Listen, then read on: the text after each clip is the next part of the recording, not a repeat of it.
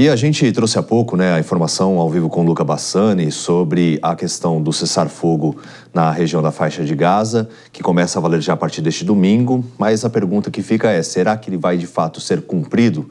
Para responder essa e outras perguntas, nós vamos conversar agora com o Igor Lucena, doutor em Relações Internacionais, a quem eu agradeço a presença aqui no Jornal Jovem Pan, e fazer a sua análise também, né, a expectativa sobre, de fato, a partir de domingo a gente vai ter um pouco de paz na região do Oriente Médio. Muito obrigado, boa noite, é um prazer estar aqui com vocês. Bom, a gente está assistindo a segunda tentativa, né, de fato, de a gente ver um plano de cessar-fogo. Quando a gente faz uma comparação com o que aconteceu da outra vez, que foram planos que não deram certo, a gente viu uma pouca interação e eu acho que poucos incentivos de todas as partes. Então é importante a gente frisar agora que nós temos um governo israelense já cansado internamente, cada dia mais pressionado internamente para a libertação dos reféns, o Hamas enfraquecido, principalmente depois das derrotas e da diminuição do apoio do Irã, e principalmente o fato de Donald Trump ser um dos principais artífices dessa pressão nos dois lados.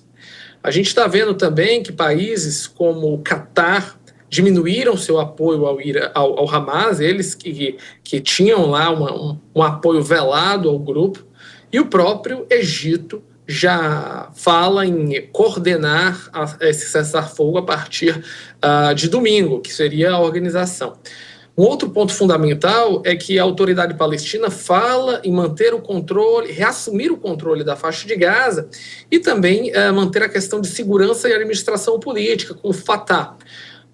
Esse ponto eu acho o mais complexo de todos, porque a própria autoridade palestina tem uma autoridade questionada pelos próprios cidadãos da faixa de Gaza, tanto é que quem administrava de fato era o Hamas.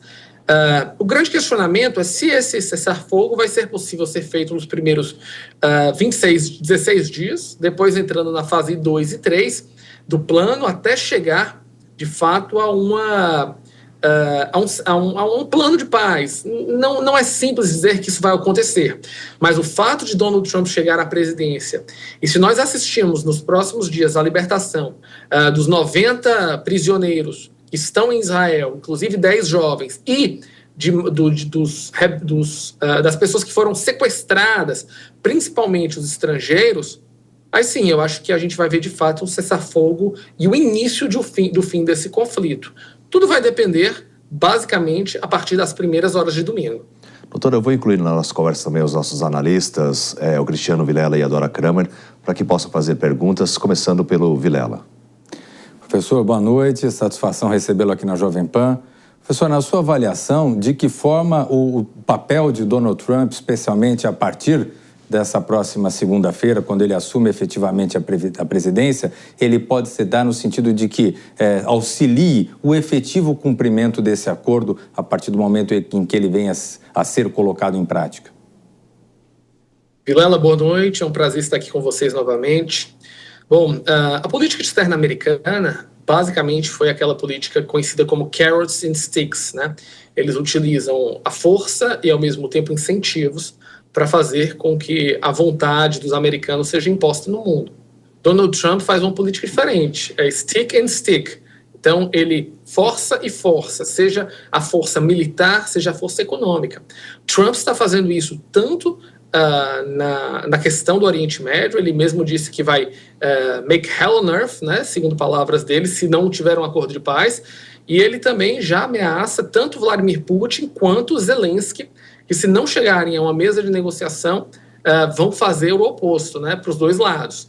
Então, acho que Donald Trump entende que não há mais espaço para a diplomacia e tem um ponto de verdade. Acho que a diplomacia falhou nos dois conflitos e a única maneira de conseguir encerrar esse conflito é com a força militar americana. Isso não significa que seja boots on troops, né, o próprio exército lá, mas um conjunto de ameaças diretas a tanto Israel quanto o Hamas de que, se não chegar a um acordo e encerrar esse conflito, a situação vai ficar muito pior com algum tipo de intervenção americana. E eu acho que isso é fundamental para os dois lados que estão extremamente fragilizados nesse momento. Dora? Boa noite, professor. Minha pergunta é muito simples, uma curiosidade, porque o senhor também atribui, todo mundo que mais se ouve é que houve vários fatores, mas a atuação, a eleição do Trump foi decisiva, tá certo? Eu lhe pergunto, se o Trump não tivesse sido eleito, não teria acordo de cessar-fogo? Boa noite, Dora. Eu acho que sim, Dora. Eu acho que Trump tem uma política externa direta, ele é imprevisível e ele não trabalha pelos meios comuns.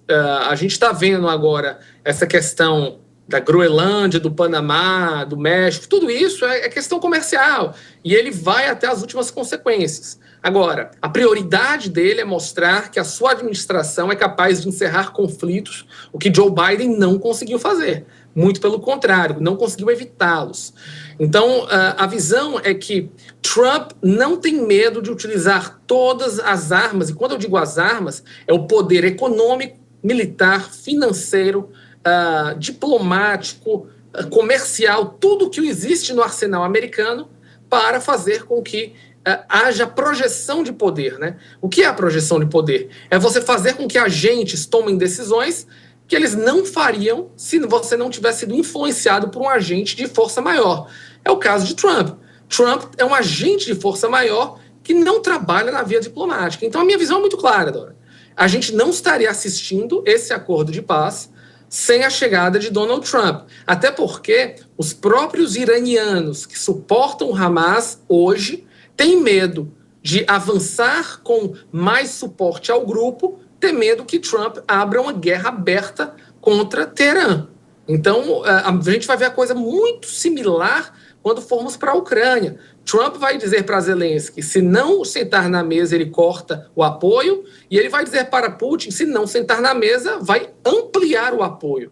A minha visão é muito clara. Trump está tentando trazer a paz pela força, tirando diplomacia do meio, tirando o ONU, tirando órgãos internacionais e mostrando que os Estados Unidos ainda é o xerife do mundo. Muito obrigado, viu, pela sua participação. Nós conversamos com o Igor Lucena, doutor em Relações Internacionais. Muito obrigado e uma boa noite a todos. Boa noite.